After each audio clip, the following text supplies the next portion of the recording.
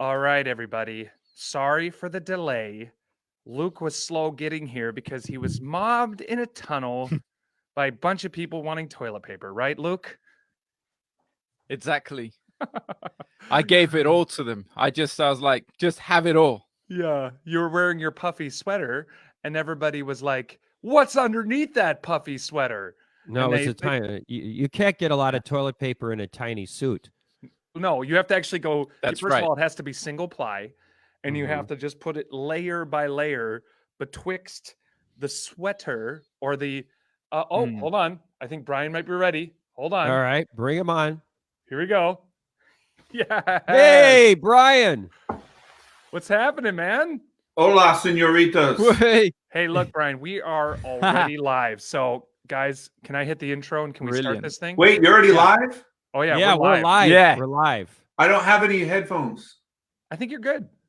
You sound great. I think you're fine. Are you sure it's not going to screw nothing up? I think we're going to be good. I Okay. think people will tell us if not. All right, I'm going to hit the intro. Here we go. You are listening to the Lockdown live stream, a special edition Provoke&Inspire episode.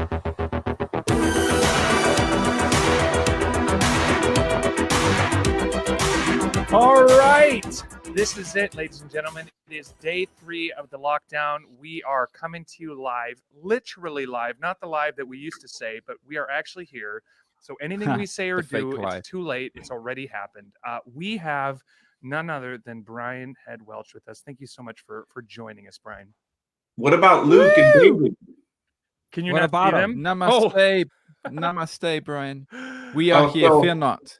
Yeah. So they're there every week. So you don't introduce them. No. Plus, you can, I don't know if you can see the little names there. So we're not important. The little, oh, and Luke's gone just like that. Luke's gone. Live stream. He thought, that's it. I can't take having such little attention put on me. But anyway, this is the Provoke&Inspire podcast, and we are in unusual times.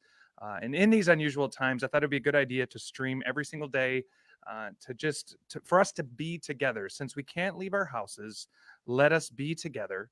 And we want to bring some of our friends and frequent contributors on. So, Brian, tell us, how are things going for you? How are you holding up? What's on your mind in these crazy, crazy times? Well, I'm not at home, so I broke the rules. But I just came to my friend's house because we had a podcast to do before this, and we're opening some health spas and a lot of stuff going on. I walked in his house today. I was like, let's open some stores, he says. Let's start a business, he says. Perfect timing. No, but it's all good. I'm staying positive because I've already been through so much. I've with addiction, with losing everything, losing my home, losing cars, losing all that. I've watched God carry me through the most adverse circumstances, and I just,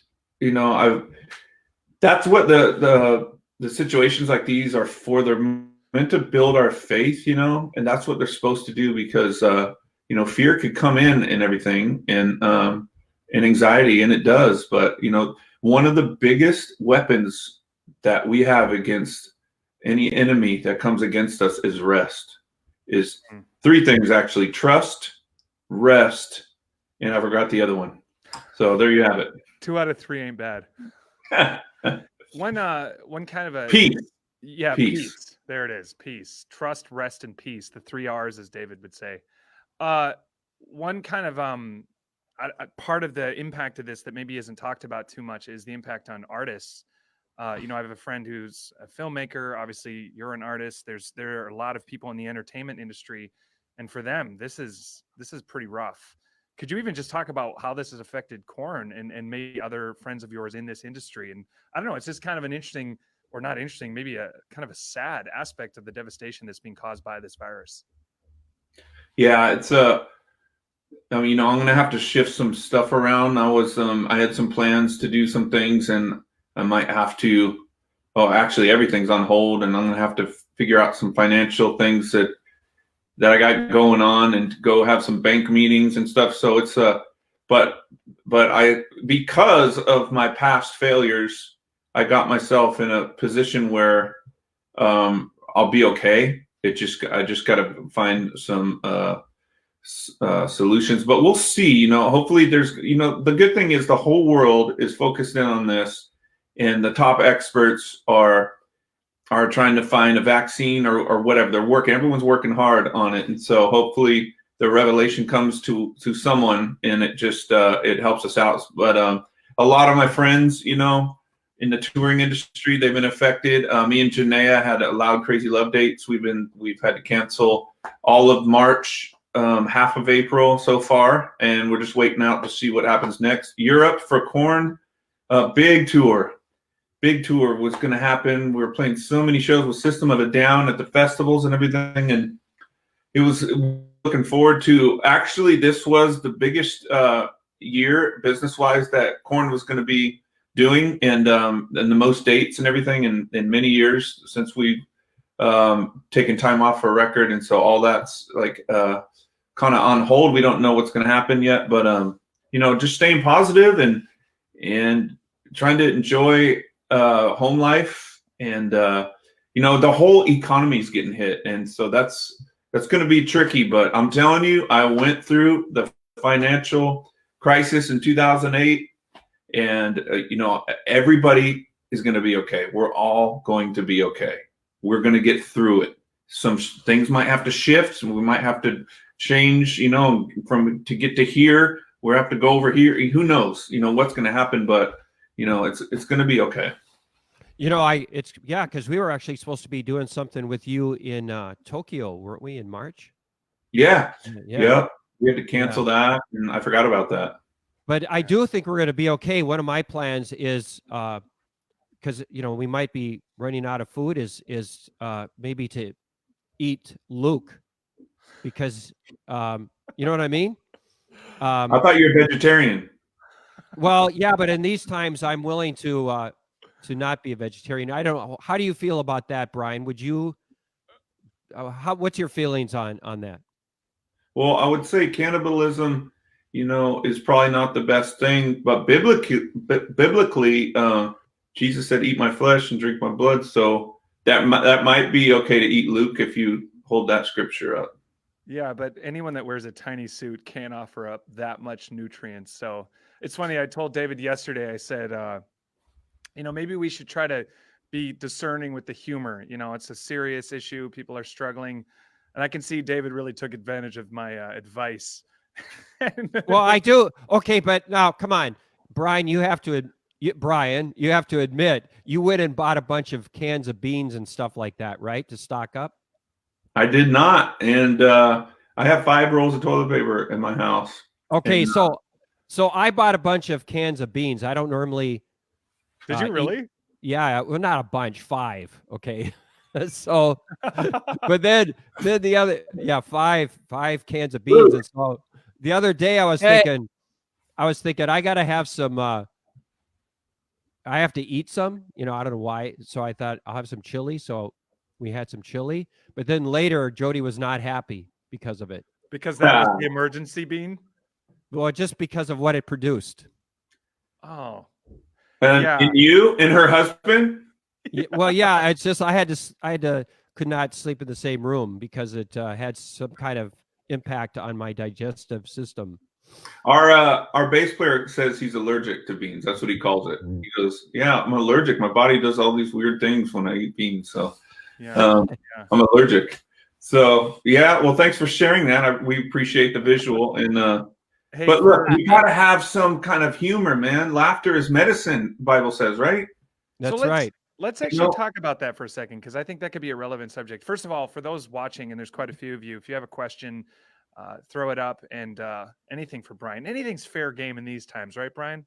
You can pretty much ask anything. Oh, yeah. Luke, and we'll divert it to Luke if it's too awkward or uncomfortable. Exactly. Any hard questions I'll take. Hey, Ben, this live feed is being prejudiced against me because it keeps kicking me out. What's up with that? Well, you're British, and so it figures if anyone could take it well. It's racism. It's being racist towards me. Oh, God. Luke goes again. I'm going to have to edit that out as well. So, but let's talk about that for a second. What humor, because, this has been the struggle, and we talked about this almost every day.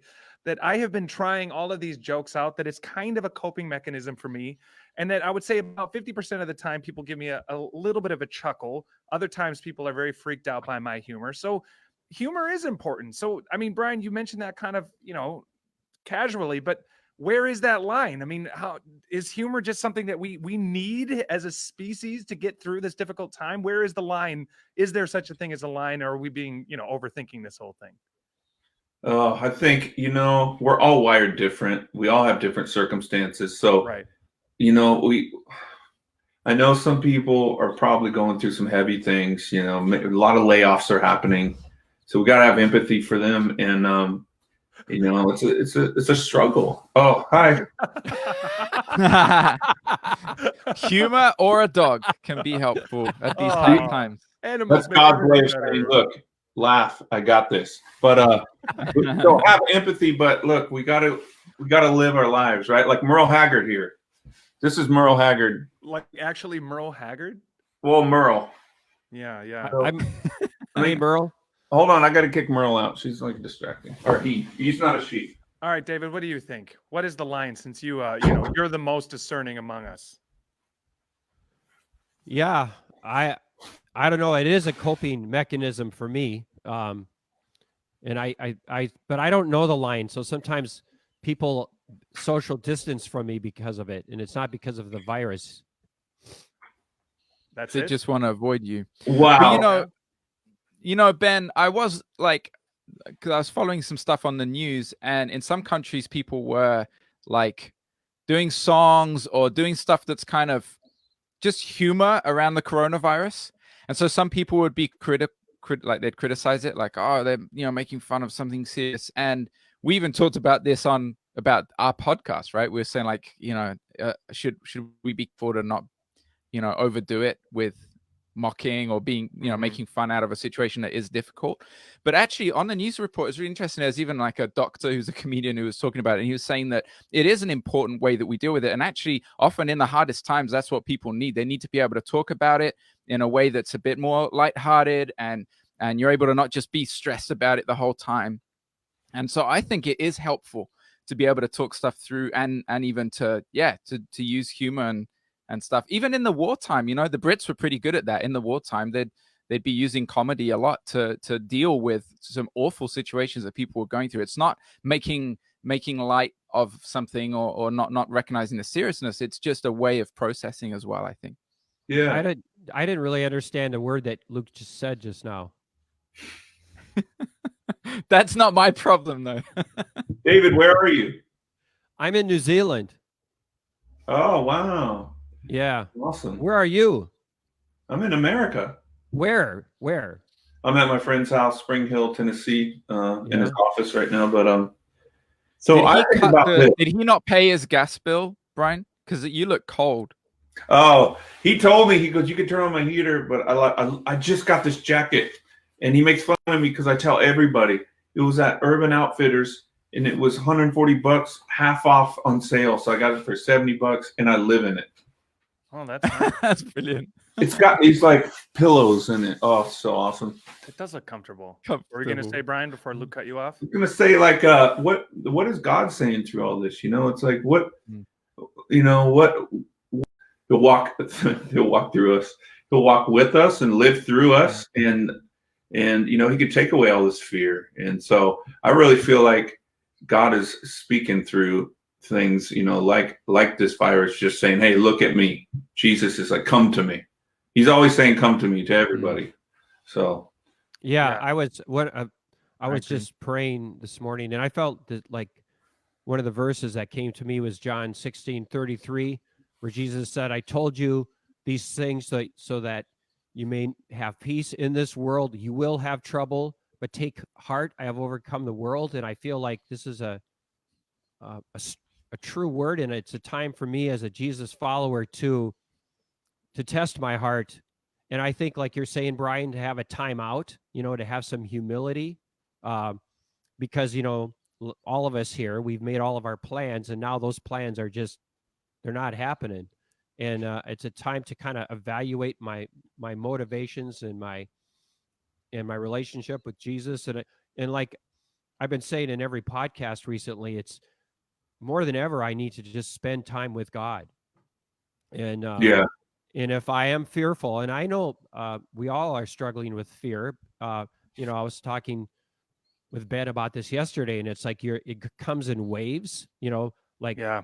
I'll feel great, I'll feel full of faith and everything, but then I'll start getting really anxious, or like I'll start freaking out a little bit, and that's when I need to really spend time with Jesus. I need to talk to him. I need to remind myself who he is and how he's not surprised by this, and he said we were going to have trouble. He said all of this, but he said, take heart, I have overcome the world. So Jesus is the overcomer. And I is it all right if I go on a little bit? Because I have another Go thought. on. Yeah. Can I add something?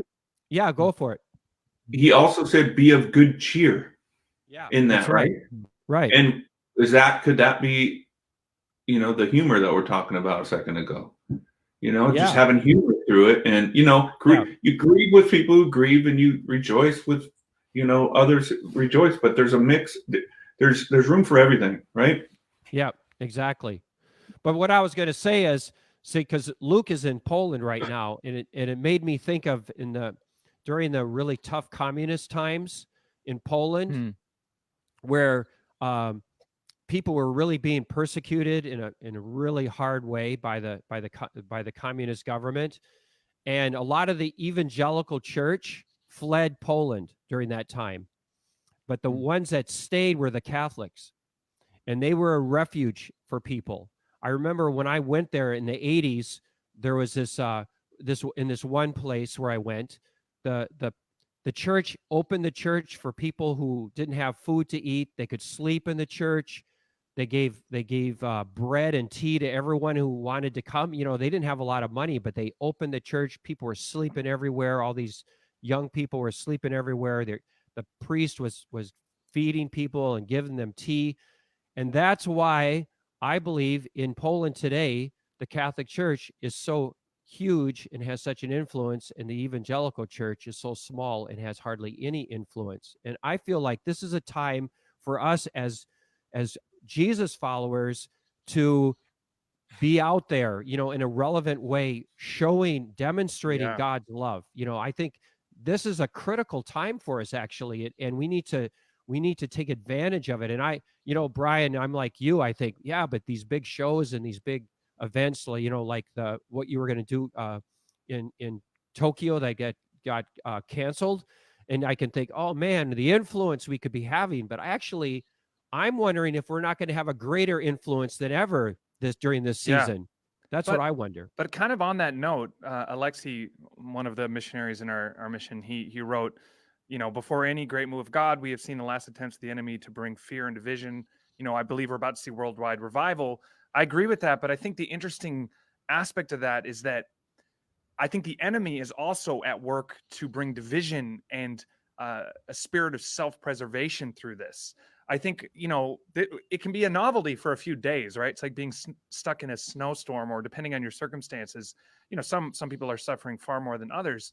But man, if this thing kind of wears on, and if the economy starts collapsing, and if things start to become more serious, even in my own heart, I just can be honest with you, there's this rising sense of self-preservation where you start to think, well, I gotta worry about myself. Luke, quite humorously, you brought up yesterday the whole toilet paper story where this old lady snatched the toilet paper out of, the person you knew from her hand, and then she ripped it back and ran out. And then she was thinking about her own heart and thinking, why did I act like that? Why did I act so, this animalistic instinct almost comes out in times like this.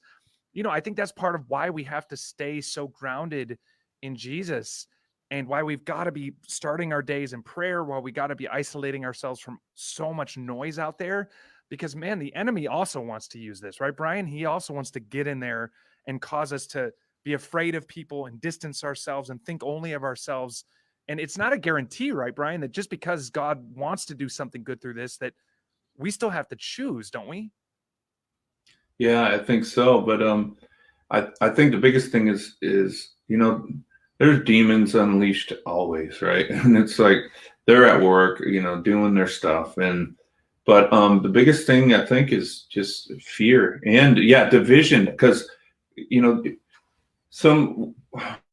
like some people want to use humor, and some people want to be all serious, and it's like, and then some people are fearful, and it can cause division. And the ones that fear, I was getting some scriptures earlier too, that the truth is that we are seated in heavenly places with Jesus. He has us. We're the body of Christ.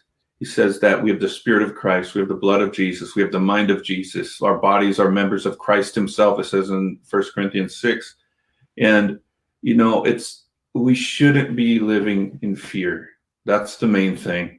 And if you just, like, I was reading the book of Hebrews, it says by faith.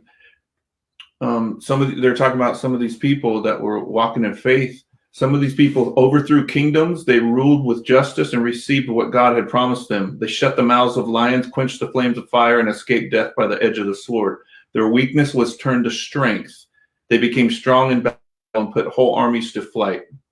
But others were tortured, refusing to turn from God in order to be set free. They placed their hope in a better life after the resurrection. Some were jeered at, their backs cut with whips. Others were chained in prison. Some died by the stoning.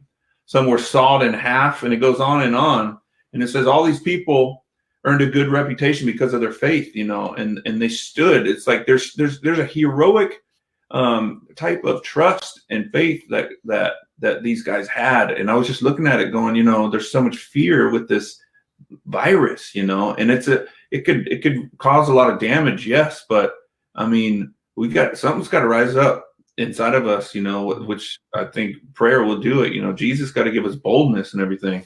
And it says they were looking at a better place, a heavenly homeland. That is why God is not ashamed to be called their God, for He has prepared a city for them. We need to look at the unseen, not at the seen.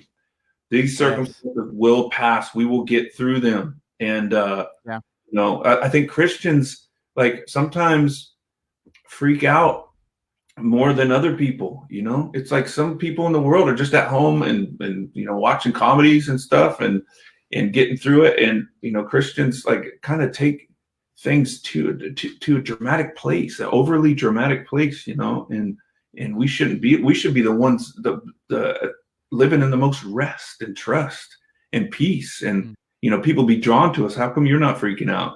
Well, let me tell you, And so that's what I was getting earlier today. Yeah, it's similar to one of the things I've been thinking about, like the whole concept of going, I'm not going to let circumstances drive me. I want to react differently. And we've been talking a little bit about that on the podcast. For me, like the importance of having time before God and reading His Word and praying is partly so that I keep my faith strong and keep my focus, and I want to have the right attitude. I want to act differently to the chaos around me.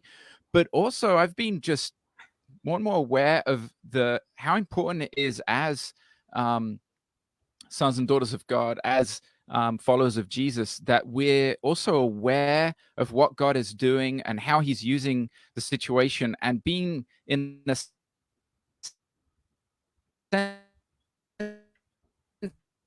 That was good. That was really good. Didn't you like that? He was just. He okay? He was like he was sick or something. Look at, I don't think it's not his best look. It's like, well, let's go to solo. Oh gosh! Look at that. He's crazy. Listen, He's freaking. All right, let's all pause. Luke, I'm back. Had a I think. moment, but you're back thanks to the internet in Poland. You're back. I'm so sorry, guys. I'm so sorry. I think part of the crisis we're going on here is the internet in Poland, I guess, is not as good as usual. Am I not? Is it back? Is it good now? You're back, bro. You start from where you started and you carry on. Thanks. No, I think it really... So one of the things that inspired me to think about this, I've been reading through Daniel. And Daniel had an incredible role. He played an incredible role at a really difficult time for his nation because, they were taken captive to Babylon, and he was... having to serve in a completely different situation. Circumstances were not good for him and his friends and everything. But all through, and he ended up becoming like a mentor to 4 different of these nations that had taken Israel into captivity. And he was this instrument in God's hands to always be a voice, a prophetic into what is God doing in each of those situations that were really hard situations. And he would speak into it. Often God would give him dreams and visions, or he'd give him an interpretation of a dream that like King Nebuchadnezzar had. And you guys, some will probably remember the stories. Wait, but did you it just hit me how God Nebuchadnezzar's neighbor? Who's Nebuchadnezzar? Yes, exactly. Who's Nebuchadnezzar. Who's whatever it is. Nebuchadnezzar's neighbor? Sorry. That is one of the hardest names to pronounce in the Bible, okay? Nebuchadnezzar. Nebuchadnezzar. That's the one. That's probably how That's the Americans one. say it, but still, I like Nebuchadnezzar's neighbor. So Ben. the point Ben, Yeah, point Brian, being, what's up? this is kind of a serious conversation. Sorry. yeah, Alright, you're back- messing it up, back to Ben. Luke. He got on David, so now I'm going to get on Ben. No, good. Back to Luke. I'm sorry. No, that's good. Thank you myself. for thanks for bringing that correction.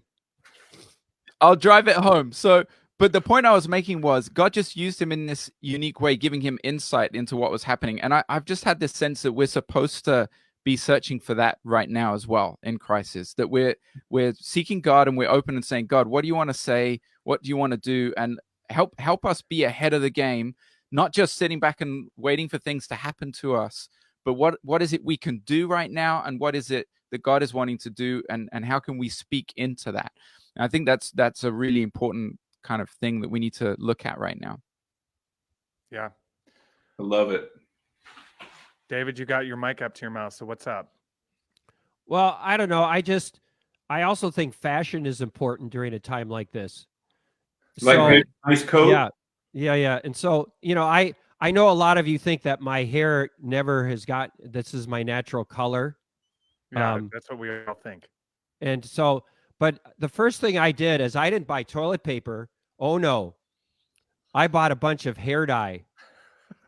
Yeah. Because just a minute. You guys keep talking. Well, Well, this isn't awkward at all. Brian, do you got something for us while we do this awkward transition? People don't want to see Luke and I anyway.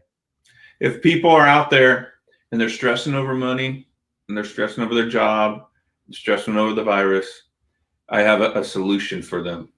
Okay. Just think about Hebrews. I have not been sawed in half. So I'm doing okay. That's the solution. Right. Some of these guys Perspective. were sawed in half with a saw. So just look in the mirror and say, I'm not being sawed in half. I'm okay. There's your solution. Humor aside, and David, you're going to have to wait because I got a really good point now. Perspective is what you're talking about, right? And perspective is huge. And that's wow. That looks like you. See, look at this. that. Look at this. David, and then you wonder why you have all these Look at stories this. of people thinking, See this? not sure You about really whether you're did. a guy or a woman. Look at this. How many Huh? boxes you got? So Why did I you am buy ready. something? I am ready. I might not have any food, but I'm going to look good, man. I'm not going to Yeah. look haggard. I'm ready. Yep. Do they have Costco in New Zealand? Oh, dude, you don't want to go to Yeah, Costco no, they right don't. now. They- I don't know what it's like farmers or something. Wow. Brian, I Yeah. even sent David and Luke a text about 8 minutes ago saying, I think now we need to try to be serious. And still, it's like herding goats. The best you can do is just steer them in a general direction and just let them go. You know what I'm saying? I feel your pain. Ah, man, I thought I had David, something.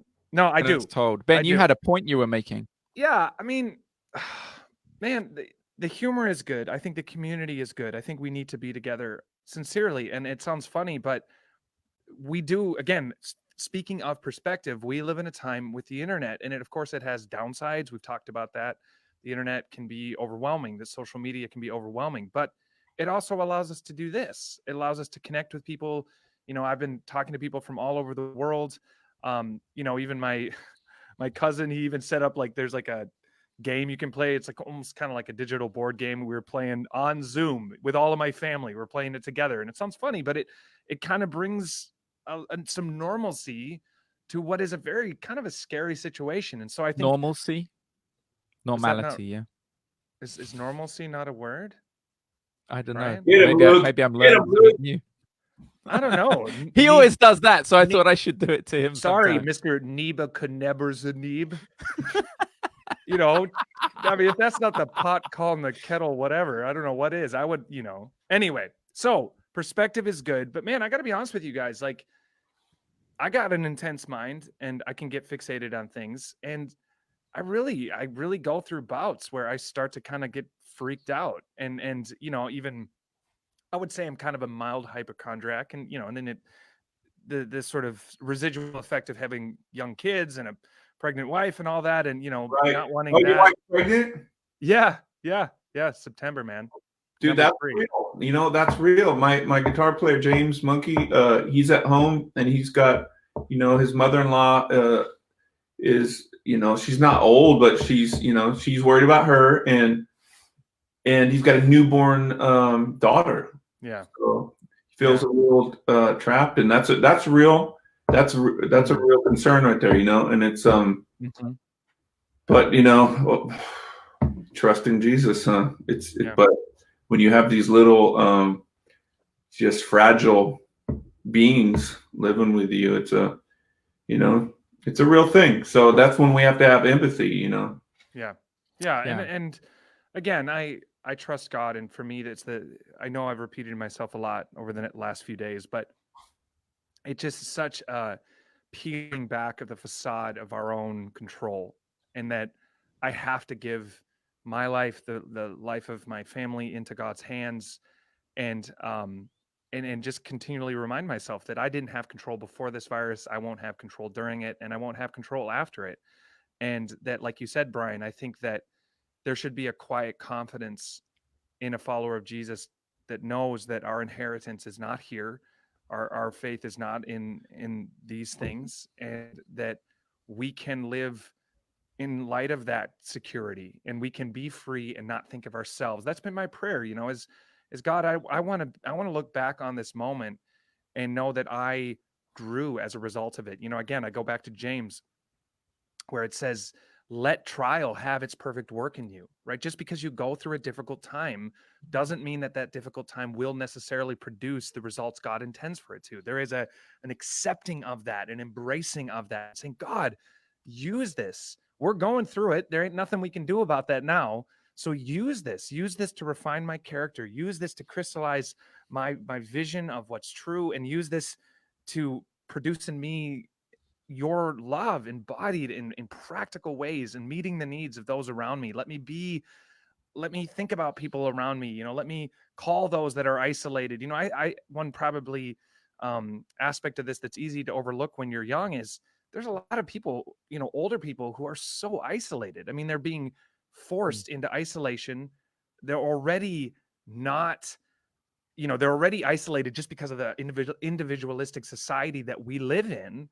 But now they're even more isolated, and they're people are dropping off their food and running away, you know, and they're doing it for their own good. But, you know, who in your life should you be calling that's in that stage of life to just ask them how they're doing and provide some community for someone who's elderly, who's stuck, who's isolated right now, and who's legitimately freaked out? I think there are practical ways that we can all be Jesus.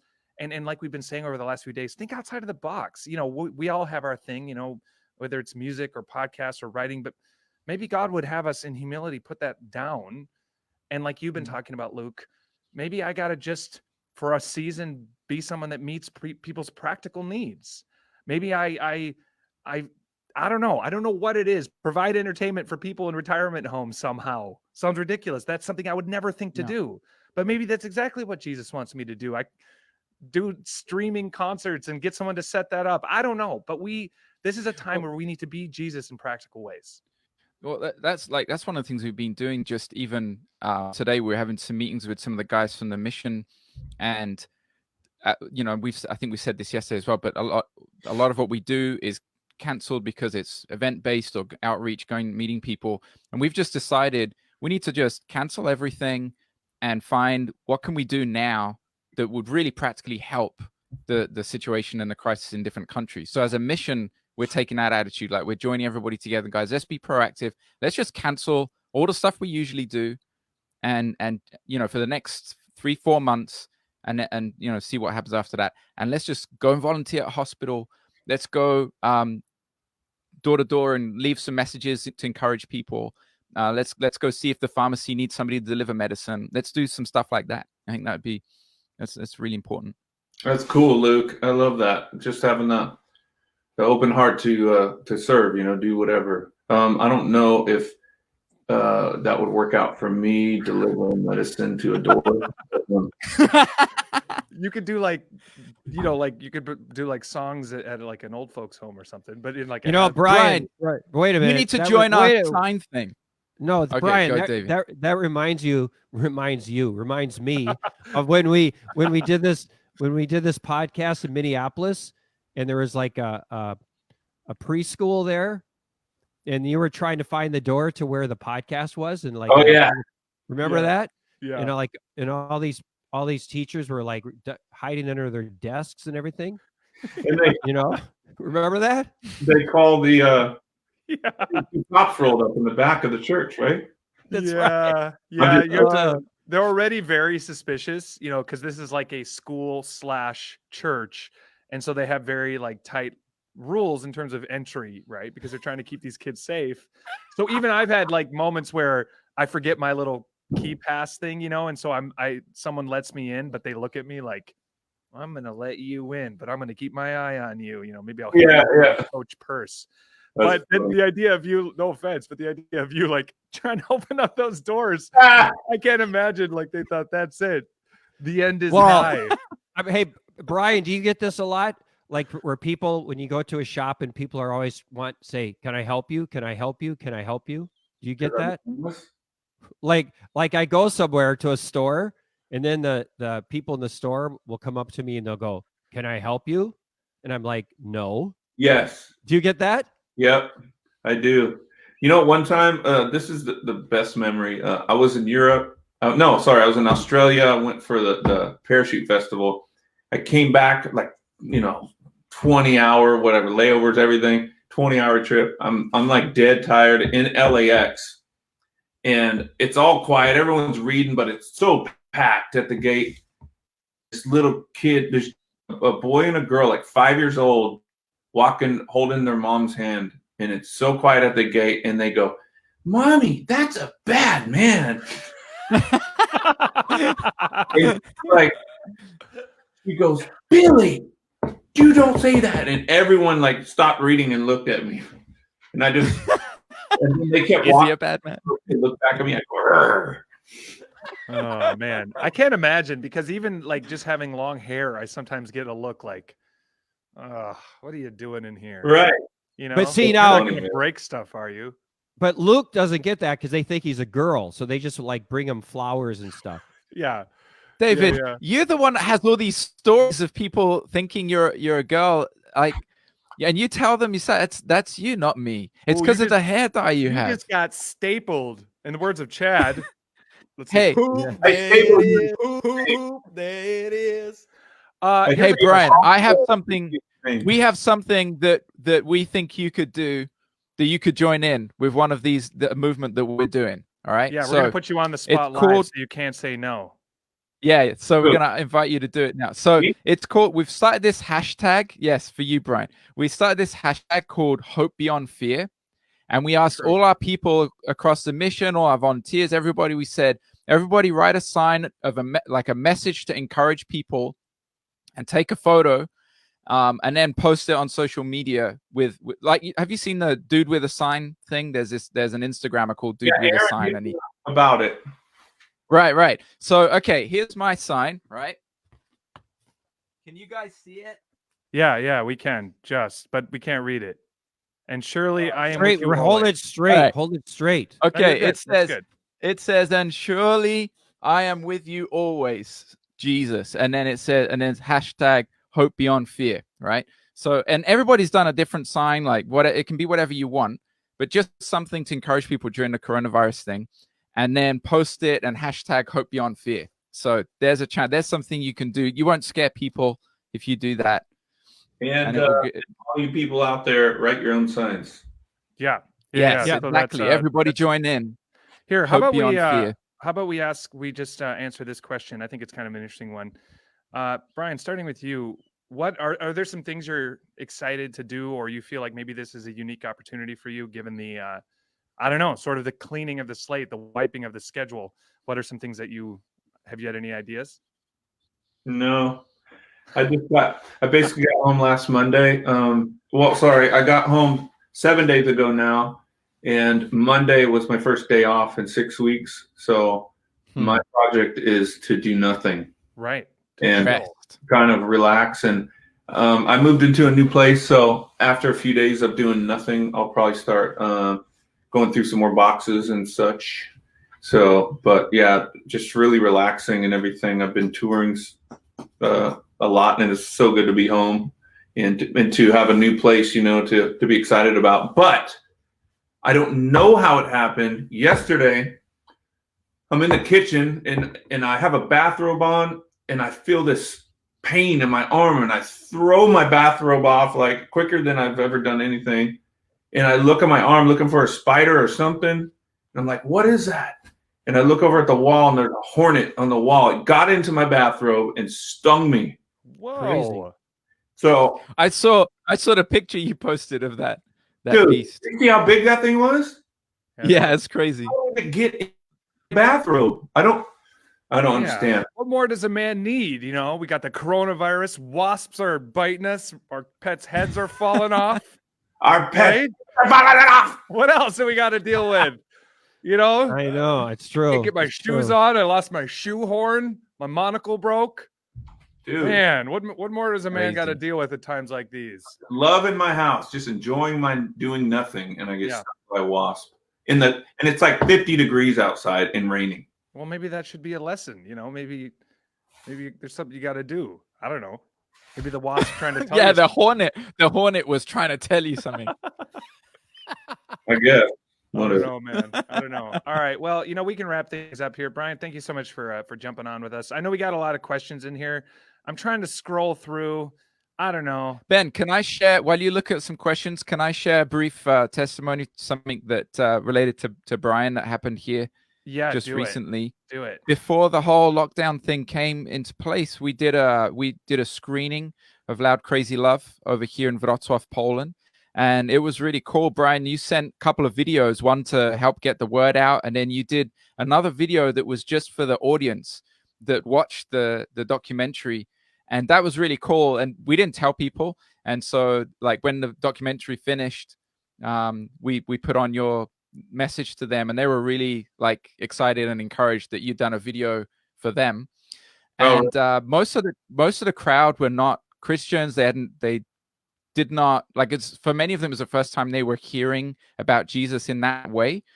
And it really connected with people. A lot of them really identified either with what you went through or what Janaea went through. And one cool story, I mean, there's various stories from that, but one was this girl who was actually working at the club where we were screening the documentary. And she really identified with Janaea and her story, and there were some similarities. And she just broke down after the documentary, and my wife was praying with her, and she was so touched by it. Since then, she was at everything we did, every meeting. She came to church with us. She went to Bible study with us. She's had dinner at our house like 3 times.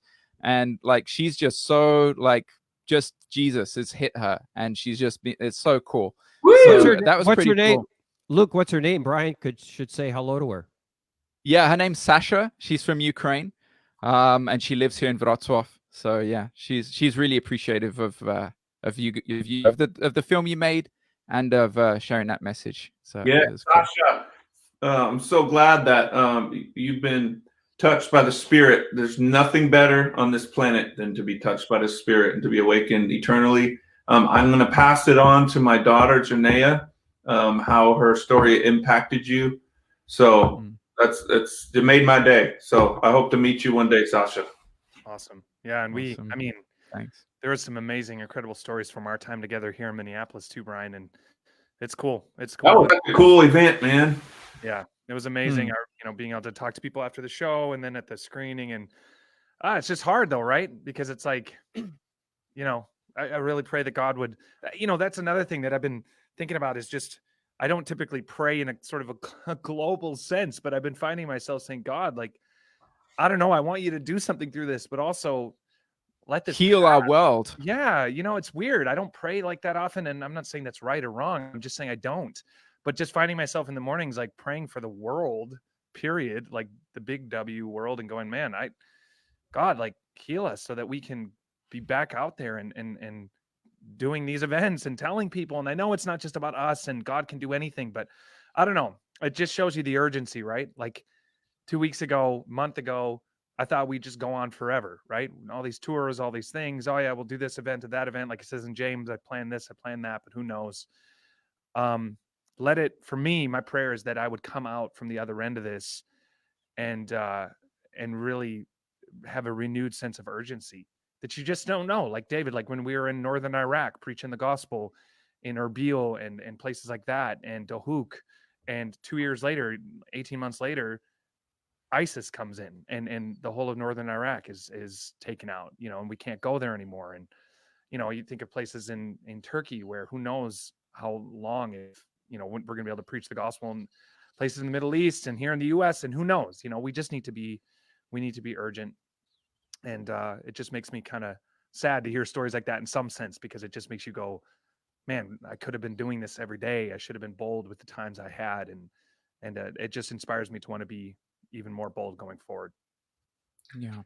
Good word. Yeah. Yep. Thank you for that. All right. Anyway, lots of comments. I don't know. I don't know if we can get to all of them. Appreciate it. Brittany, she asked a great question about theology. I think we'll get to that later in the week. Just related to the whole, how do you deal with the world and a God that would allow something like this, or the questions people have in the face of that. But I want to save that for the next few days, if we're going to be doing this every day.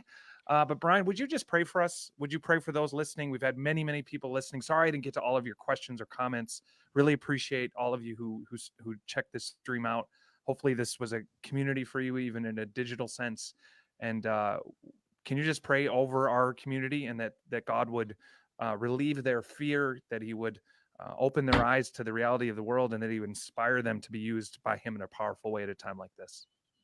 Yeah, Lord, I just lift up everybody watching in the U.S. and the whole world, actually, Poland, New Zealand, and China, Italy, Lord.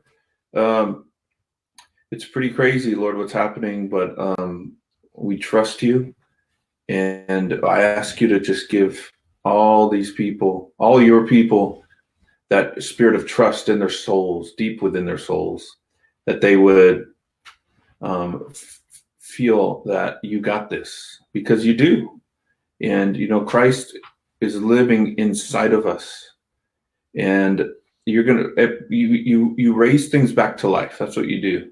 And so you're going to raise this circumstance back to life. So I just ask you to, just like Ben was saying, that you become more real to all your people, that you would strengthen them, and that they would be able to look back on this and say, look how God carried us through that. And so we can get through anything. And so every trial that we go through, Lord, makes us stronger and stronger. So give everybody peace and rest and trust, Lord. Only you can give all those things in a dramatic, tangible way. So we trust you. We trust you 100%, Lord. Thank you for your presence. Thank you for your power. Unleash more of both of those in our lives. Yeah. Jesus. Yeah. Amen. Amen. Again, you can Awesome. get behind what we're doing, the hashtag Hope Beyond Fear. Put up a sign, hold it up, share it. I think we need to spread a message of hope at a time like this. Otherwise, join our Provoke and Inspire podcast community page on Facebook. Share your prayer requests. Again, we're going to be doing this every single day, 2 p.m. Central Time. Are you allowed to say some of the friends are going to be joining, Ben, or is that not Yeah, well, we public just yet? we just confirmed Maddie Montgomery next week. We've got some others lined up. I don't know if I want to nail down too much, but yeah, Matt, we're inviting people to join us. Yeah. Mm-hmm. Tell them I said hello, and I'm going Yeah. to check it out. I will. And maybe you can join us again. Maybe if we do this into perpetuity, we might need you to jump back on, because we're going to run out of things to say, Brian, and we need somebody to rein us in. All right. Well, hit me up, you guys. Will I do. love y'all. Love you too. Hey, All right. Hey, Thanks for listening, everyone. Thanks, Brian, and thanks for allowing my sister to come to your show. It really meant a lot to her. Thanks for that. It was awesome. Both of them Yeah. were. They were really Yeah. cool. And Yeah. you know, you guys send my love to Nigel, and you know, tell him we're gonna get through this. It'll be okay. Yeah. So Yeah, I'll- I will. I'll If tell him. Nigel spoke, he would respond, but since he doesn't, he won't. We'll talk. Thanks, to you next man. time. Love you, Brian. Love you guys. Peace. Peace.